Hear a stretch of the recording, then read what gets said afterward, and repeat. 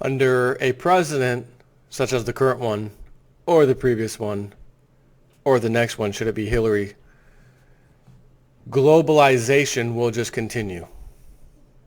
Status quo will absolutely continue. And with her at the helm, I don't even want to think how bad things can get. But an interesting article from Zero Hedge about globalization's few winners and many, many losers. There's a lot of losers when the club decides for globalization. But America, we're sovereign. We have our own jobs. We got the best, largest middle class. No, not no more. We got cheap labor overseas. We need to lax some of those rules. We need to get rid of some of that regulation. Open border, all that good stuff. It's better for everybody. No, it's actually just better for you at the top, not the rest of us. So let's see what he's got here. Quality of life and well-being are not easily quantified, so they are ignored. I often write about the tyranny of price, the rarely examined assumption that lower prices are all that matters. Thanks to the tyranny of price, the quality of many goods has plummeted.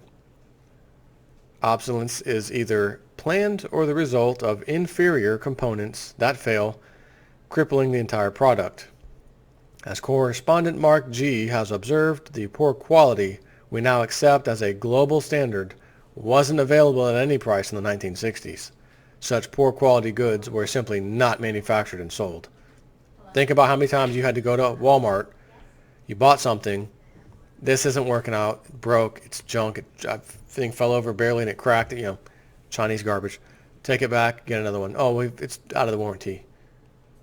Oh, well, I'm not even worried about it. It's so damn cheap, I'll just go buy another one. And by the time you realize you bought 2 or 3 of these things that break, you realize if I just bought one solid one, certainly it'd be more than the first one. But I bought 2 now, and I'm going on a 3rd one. How many more of these pieces of garbage do I have to buy to get a good one? Answer, never. You will not get one. That's what he's talking about. There's another, even more pernicious consequence of the tyranny of price, and that is globalization, which makes 2 promises to participants. 1, lower prices everywhere. And 2, manufacturing work that will raise millions of poor people in developing economies out of poverty. Let me guess what it's going to do to those who aren't in poverty and who have a so-called middle-class life. I can only imagine as I finish reading this. Globalization is presented as a win-win solution. The developed countries get cheaper goods, so that'd be developed countries, us, get cheaper goods, and the developing world, the poor world, get the benefits of industrialization. People are finally living in houses instead of shacks, and they actually work, and they have running water and electricity, etc. That's what we're told. But now a new study called "Poorer Than Their Parents: Flat or Falling Incomes in Advanced Economies" finds that globalization has been a bad deal for 80% of the population in developed economies. So in other words, globalization is a bad deal for 80% of the people in America, roughly. That sounds about right. As their income and wealth has stagnated or declined. A cheerleader for globalization has second thoughts. A new study from the McKinsey Global Institute finds that changes in the world economy have left many people worse off. The McKinsey report focuses on the 540 million residents of developed nations who have lost ground in the era of globalization. But if we look at the terrible pollution in China, we find that rapid industrialization hasn't been as win-win for developing nations as advertised. The mainstream cheerleaders of globalization have been forced to accept that globalization exacerbates wealth/income inequalities by boosting the rewards for the 20% who actually benefit from global markets and capital-friendly central bank policies, such as 0% interest rates and quantitative easing, if you will, that have pushed asset valuations to incredible bubble heights around the world. Domestically, the American ruling class and the mainstream punditry are struggling to square the circle, that is, defend the globalization of the U.S. economy that has greatly enriched corporations, the wealthy, and the top 5% of the workforce, but also alleviate the stagnation in the incomes and wealth of the bottom 80%. Correspondent Graham R. summed up the situation very succinctly in a recent email. He says, focusing on minimum wage is a false flag. The society as a whole is now stressed at every level because globalism has promised us cheaper prices at the cost of destroying societal structures and their meaning for its members. Graham identifies a key consequence of globalization that the mainstream media has ignored: the erosion of social/economic structures that supported communities and provided purpose, meaning, and stability to their residents. When price is all that matters, factories and offices are closed overnight and the work is shipped elsewhere. When production costs go up, the production is moved to another locale. We're going to go to China, we're going to go to China, go to China. Yes, yes, mass production, sweatshop, slave shop. It's getting a little bit more pricey over there. Okay, India, cheaper. Okay, right, and then they just move. Corporate profits chase cheap labor. That's been going on since ancient times, by the way. In this environment, employees are competing with workers globally, which suppresses wages everywhere.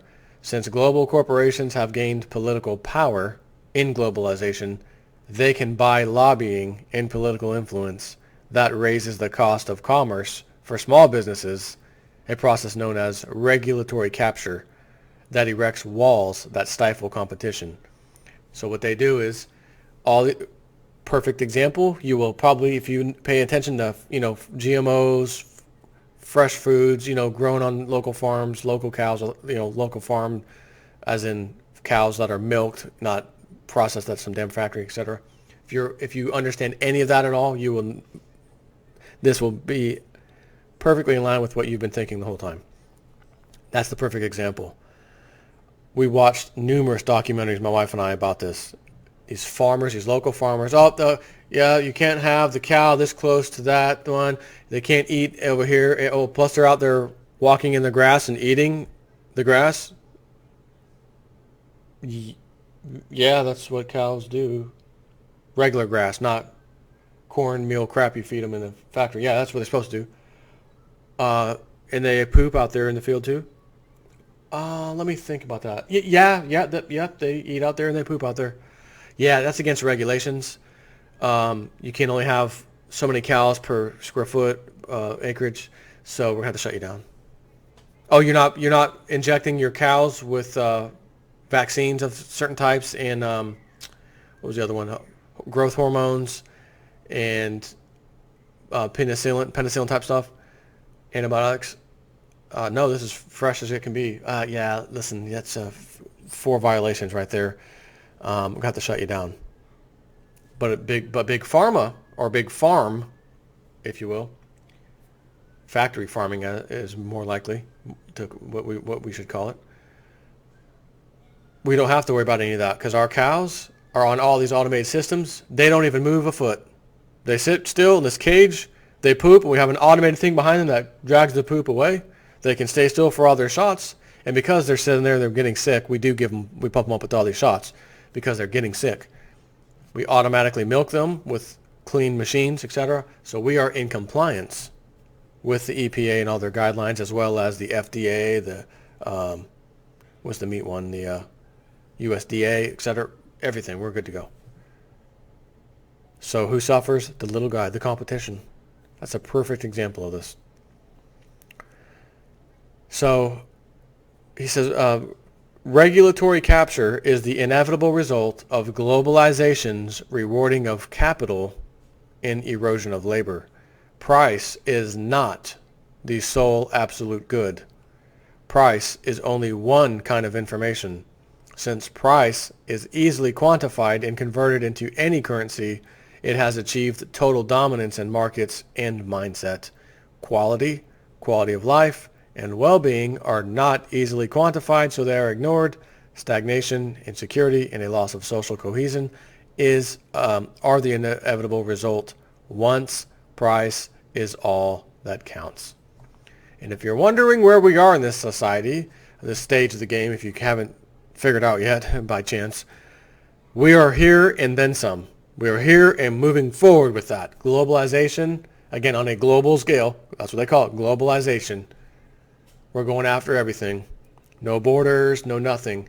These people don't lay their hat in some specific country and, oh, I'm a patriot. No, this is a sovereign nation.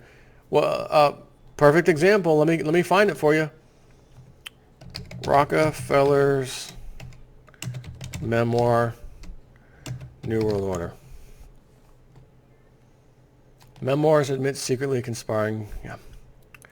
Let me just read. Speaking of a globalist, one of the most wealthiest on the face of the freaking earth, by the way. Oh, I've never seen him in Forbes. Jay Snib, what are you talking about? Rockefellers. They're not even on the Forbes list, son. That's because when you're that big, you're on the do not put on list. Rothschilds, are they on that? Nope. Rockefellers? Nope. They choose not to be. They don't want to be. And here's the quote. Some even believe we, Rockefeller family, are part of a secret cabal working against the best interests of the United States, characterizing my family and me as internationalists and of conspiring with others around the world to build a more integrated globalization, global political and economic structure. One world, if you will. He just said globalization right there. If that's the charge, I stand guilty and I'm proud of it.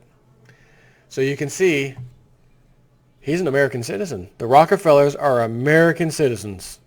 Didn't you see those damn shows on the Discovery History Channel? The Rockefellers and the Carnegies and the railroads. If it wasn't for them, you wouldn't even have the stuff you have today. Thank those guys, according to the History Channel. Thank them. No, I think they need to be punched in the face a few times. Maybe. At the bare minimum. So it's these same people. They're all about globalization. So, is it good for us? No. We need a sovereign nation. We need our Constitution to actually be followed. And with a Hillary Clinton or another one of these puppets, not a chance in hell. Your only hope is Trump. And I can only say I hope to God if he is selected to win, or somehow wins for whatever reason, he doesn't pull a Barack Obama on us. You want to talk about someone who gave the best speeches in their campaign leading up to the presidency vote? Go look back at 2008, Barack Obama. Everything that I come on here and talk about, he was talking about fixing. And the banks, we got to deal with those guys. All of it. And as soon as he got in office, go ahead, move quantitative easing, do what you guys got to do.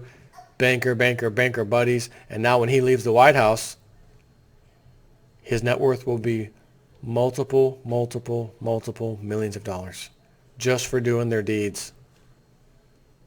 One person, one little family, the Barack Obamas. You and I, sorry about your luck. We need cheaper labor somewhere else. Screw your manufacturing jobs. Screw your local jobs. Have a nice day. That's what they say to us.